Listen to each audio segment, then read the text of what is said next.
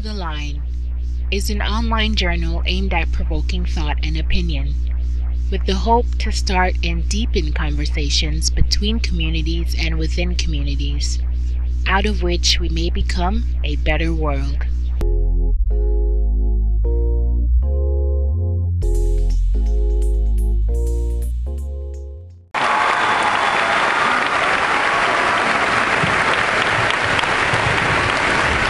And Dinesh, feel free to take 7 minutes.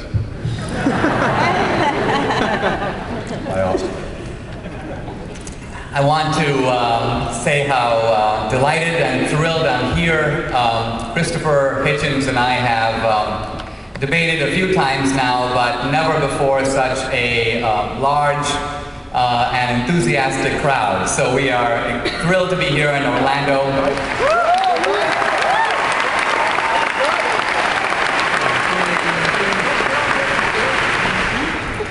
And I will try to play Mickey Mouse to Christopher Hitchens as Goofy.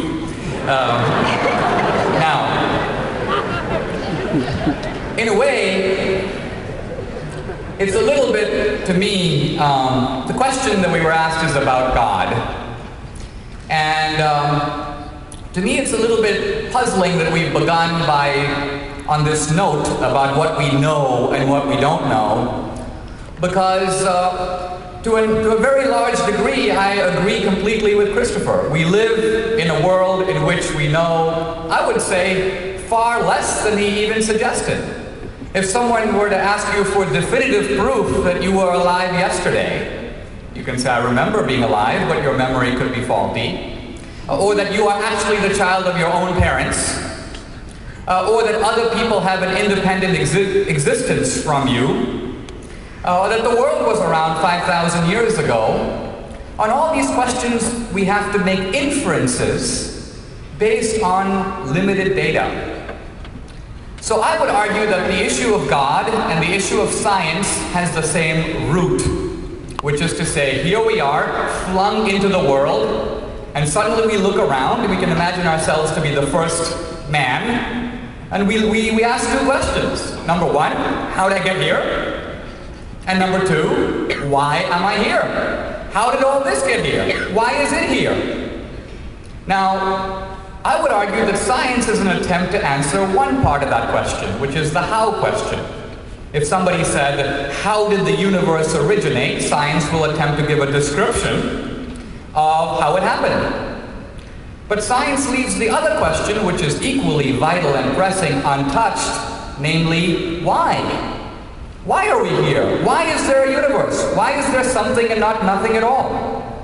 And I think that the inference to God is a rational deduction, no different than science makes all the time on hundreds of other issues. For example, Isaac Newton confronted a mysterious phenomenon, which is the attraction of one object for another, gravity.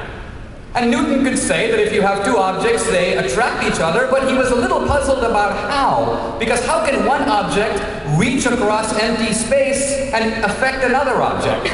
So you can describe how gravity behaves, but Newton was deeply puzzled about what gravity is.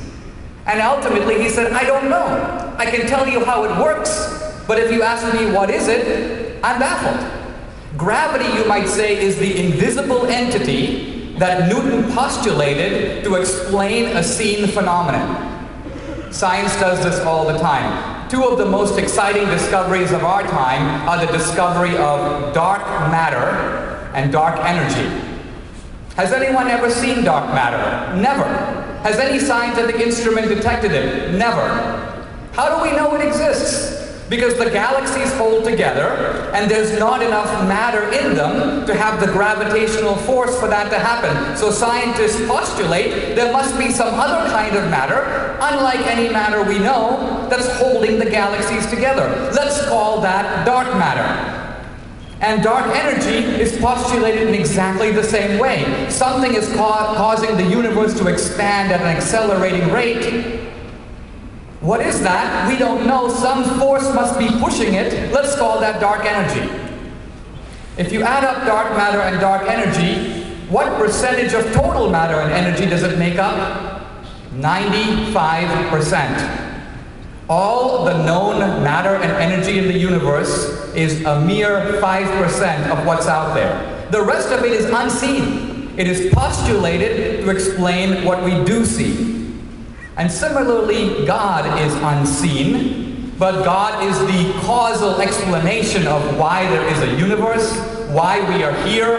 In other words, we know using common intelligence that something doesn't come out of nothing. The universe had a beginning.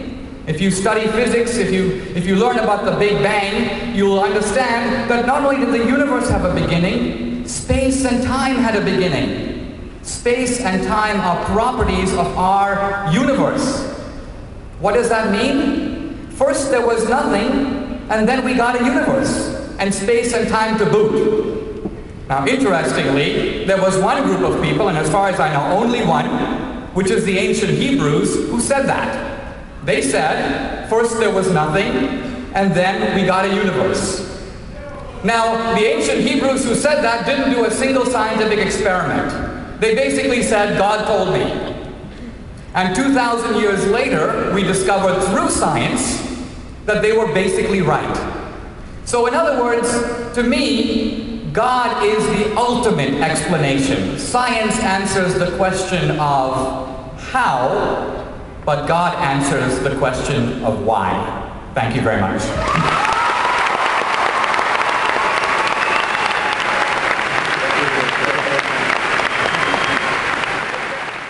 And now, his rebuttal. How long do I have this time? Good grief. All right. The how, the why, the beginning, the end, all of these things are linguistic superimpositions on things we don't understand in the least. And Dinesh at least was good enough to concede that the ancient Hebrews weren't even guessing when they said what he now So conceitedly says from his side, science has vindicated a guess that was made in the dark. That's not method of any kind. It's not logical method. It's not scientific method. Well, suppose we start from the other end, which is all I've got time to do in 2 minutes. Why is there so much nothingness coming our way? Edwin Hubble was the first to notice not just that Newton's theory was wrong, that things are expanding away from each other at an extraordinary rate, the so-called red light shift, but that those Newtonians who agreed, all right, the universe is expanding and exploding away from itself so fast that soon we wouldn't be able to detect the Big Bang, were wrong in thinking that at least the rate of that expansion and explosion would be decreasing by now. It's not, it's increasing. It's flying apart at a fantastic rate.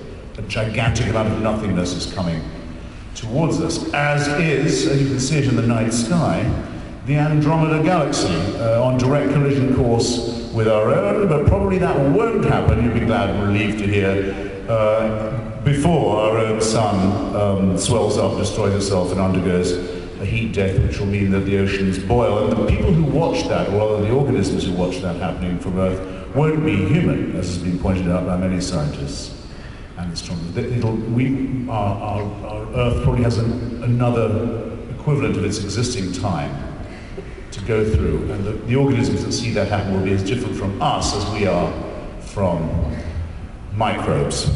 The belief in God has exactly no use, precisely zero explanatory value in considering these extraordinary matters and these grand questions, which, I repeat this, as those of you undergoing higher education, you have no right to close your minds to. If you say you already know, and you already know what the first cause and the last cause is, what are you doing with your education? Think about how much you have still to find out. Don't go with the ancient Hebrews.